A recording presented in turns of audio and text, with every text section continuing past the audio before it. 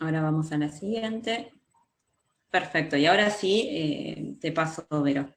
Bueno, gracias, Noé.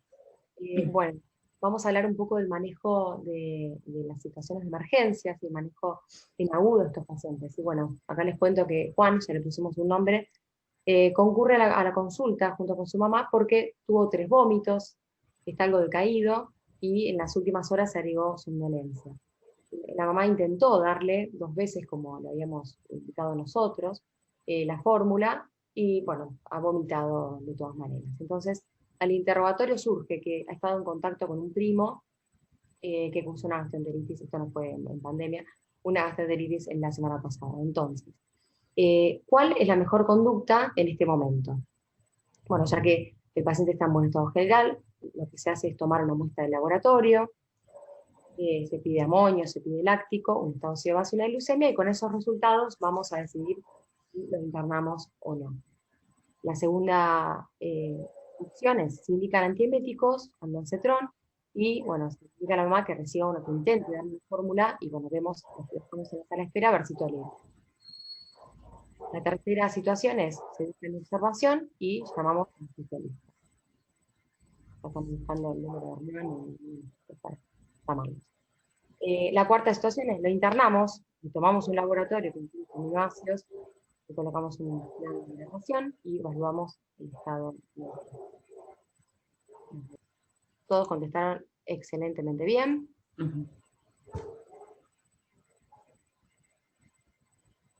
Bien. ¿Qué hacemos ante un paciente que se nos presenta? Ya tiene diagnóstico, como pasa con este nene, 21 años de edad, ya tiene las limitaciones vitales que le dio 9, y nosotros lo que hicimos fue darle un protocolo de emergencia. Es fundamental, todos estos pacientes se dan de alta con, no solo, bueno, con el protocolo, que lo tienen que tener, no solo más con el punto, con el DNI del niño, y tiene que estar a todos lados, porque uno no sabe en qué momento lo puede llegar a necesitar. Estas enfermedades son enfermedades raras, todos sabemos que no son conocidas por los pediatras en general, así que es muy importante que tenga su protocolo consigo, ¿sí? Y también, por supuesto, si el paciente vive lejos del hospital, avisar al centro más cercano para que también tengan, poco frecuente, que lo más probable es que tengan un solo paciente en ese centro, qué hacer ante estos pacientes, que dar aviso. Entonces, estos pacientes, ¿en qué momento? Este es un caso de una infección, por ejemplo, pero no solamente podemos encontrar estos pacientes agudas, que estén descompensados, sino hay varios desencadenantes. Lo más frecuentes son las infecciones, son las intercurrencias, pero también puede haber otras situaciones que generen un estrés metabólico, como son, por ejemplo, los vómitos, que el paciente haya ayunado mucho, ¿sí? Por omisión o por una toma que no haya recibido, o por alguna cirugía, o por cualquier otra circunstancia. Así que hay que tener en cuenta esto, que el paciente no puede ayunar, o sea, por más de, depende de la edad que tenga, tantas horas, o relacionadas con el aporte, que empiezan a haber problemas cuando ya el chico es más grande, empiezan a ir al jardín, por ejemplo, y empiezan a haber transgresiones alimentarias. Así que todas estas situaciones pueden generar entonces que el paciente esté en una situación de descompensación.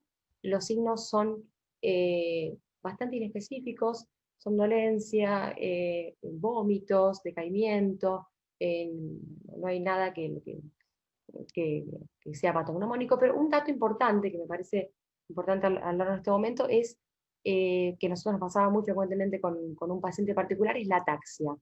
La ataxia era para la mamá un sensor de leucina, le decíamos. Cada vez que la mamá decía, no, está media que camina raro, eh, entonces esto daba cuenta de que el paciente estaba por empezar a descompensar. Así que, y está reportado en la literatura, sin duda la ataxia es el signo neurológico que por donde empiezan los pacientes a descompensar. Entonces, ¿cómo procedemos con este paciente?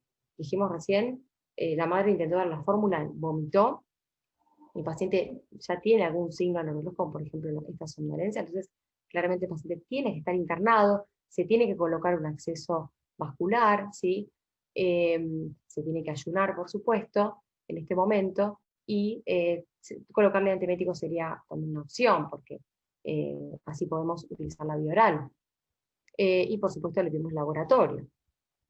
¿Qué laboratorio le pedimos? Bueno, vamos a pedir un estado ácido base para ver el anion gap, pero bueno, el laboratorio no va a determinar conductas, pero sí es para chequear que el sodio esté bien, si que la glucemia esté bien y no haya que hacer correcciones. Y también para evaluar el estado de gravedad, ¿no? Entonces, cetonas, si hay disponibilidad de cetonas en sangre y beta-hidroxibutirato se pueden hacer. Y algo importante es guardar muestras para aminoácidos, ¿sí? Sabemos que no siempre, lamentablemente, no podemos, obviamente, tomar decisiones sobre ese laboratorio en particular, porque el resultado va a estar indiferido, pero bueno, es importante para hacer un análisis después retrospectivo y ver cuánto tenía de leucina cuando llegó, cuándo tenía al otro día. Esto se pide por día. Entonces, guardar una muestra para aminoácidos plasmáticos. Bueno, por supuesto hay que pedirle cetonas en orina. Entonces, acá vamos a hacer una distinción entre si el paciente tiene o no signos de edema cerebral. Para eso tenemos que hacer una imagen del sistema nervioso. No necesariamente. Si hacemos un examen físico exhaustivo, podemos darnos cuenta que este chico tiene una disminución del examen de la conciencia. Si tenemos para hacer un fondo de ojo, este paciente puede tener hasta papiledema o tiene convulsiones. Bueno, por supuesto, esto sería el caso de un paciente grave, pero en el caso que todo esto no surja, no lo tenga, entonces acá también dividimos aguas entre el paciente tolera o el paciente no tolera, ¿sí? Si el paciente tolera, bueno, entonces vamos a intentar darle fórmula libre en aminoácidos ramificados. Comenzamos como cuando hicimos con este neonato, ¿sí? En general se comienza con 0,5 de proteínas de gramo kilo, y después se va subiendo la cantidad de proteínas, ¿sí? Esto justamente para sacarlo del metabolismo y que no se degraden las proteínas endógenas, sino cerrar este círculo entonces de descompensación metabólica. Entonces, dar fórmula, y por otro lado, dar calorías adicionales, que esto se logra también con glucosa, y si esto empeora o el paciente sigue vomitando, por ejemplo, como hablamos al principio, insulina y la misma dosis que hablamos hace un ratito, ¿sí? 0,05, después ir titulándolo, también ir titulando de esa manera el flujo de glucosa, y los lípidos endovenosos también sería una opción, ¿sí?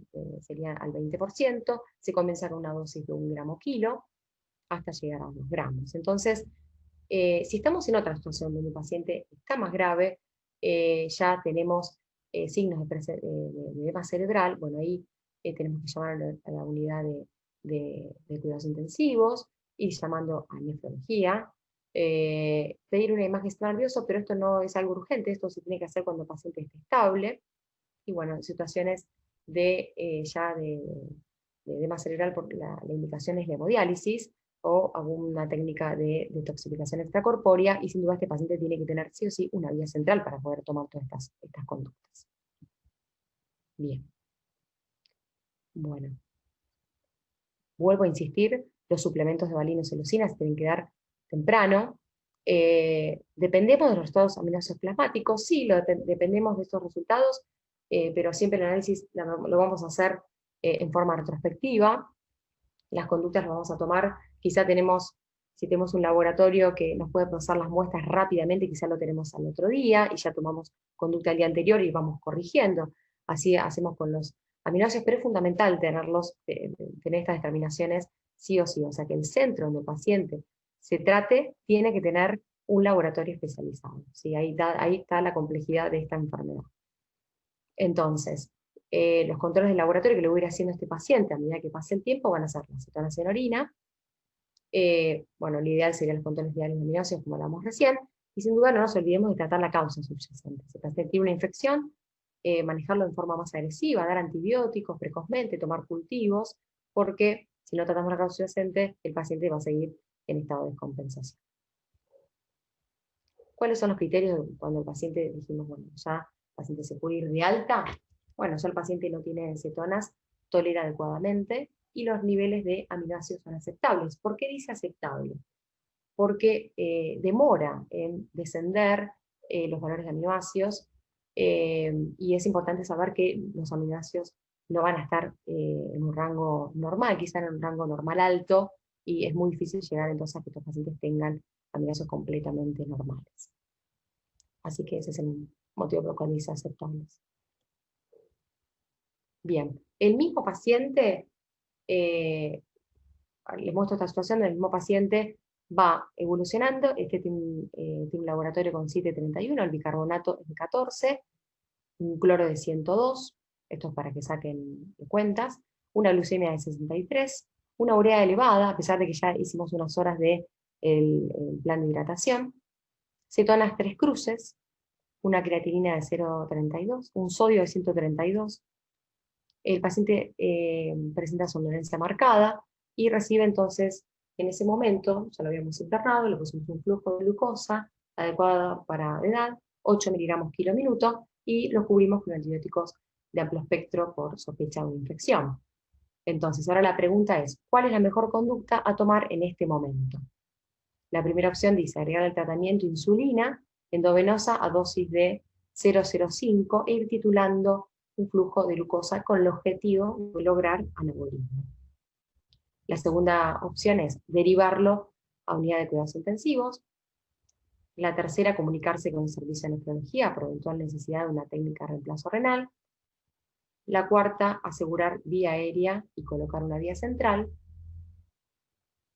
De estas pueden elegir una, varias, lo que ustedes quieran.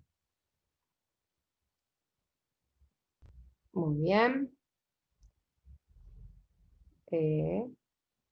Bueno, ahí estuvo bastante repartido. 67%, la primera opción, le agregamos insulina y vamos titulando la glucosa. 70% los llevamos a cuidados intensivos. 57% nos comunicamos con nefrología para diálisis y aseguramos vía aérea y colocar vía central. Pero bueno, está muy parejo, por lo tanto lo correcto sería entonces hacer todo junto. Ahí estamos. Ahí vamos. Bien.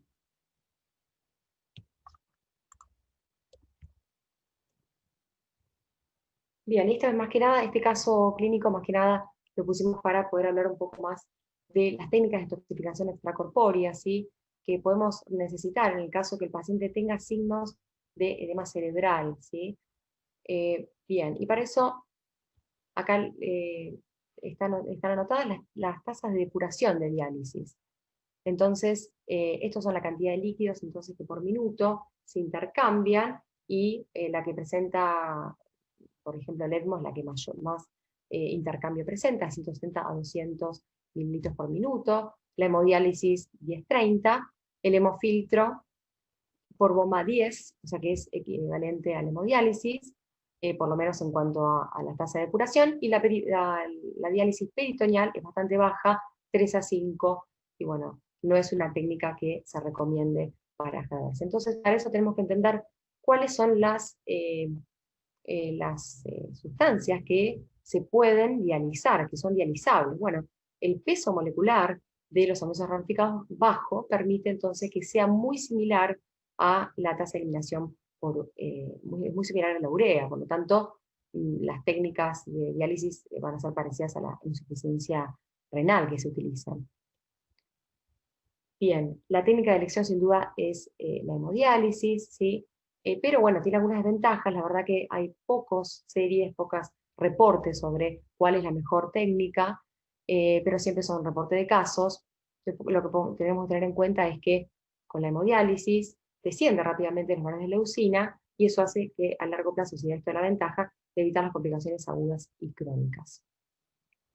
Por otro lado, hay que tener mucho cuidado con el manejo de los fluidos, porque, bueno, esto pasa con cualquier técnica de diálisis, esto de la entrada y salida de fluidos puede empeorar el edema cerebral. De hecho, hay casos donde esto se ve evidenciado por peor daño cuando se hace diálisis.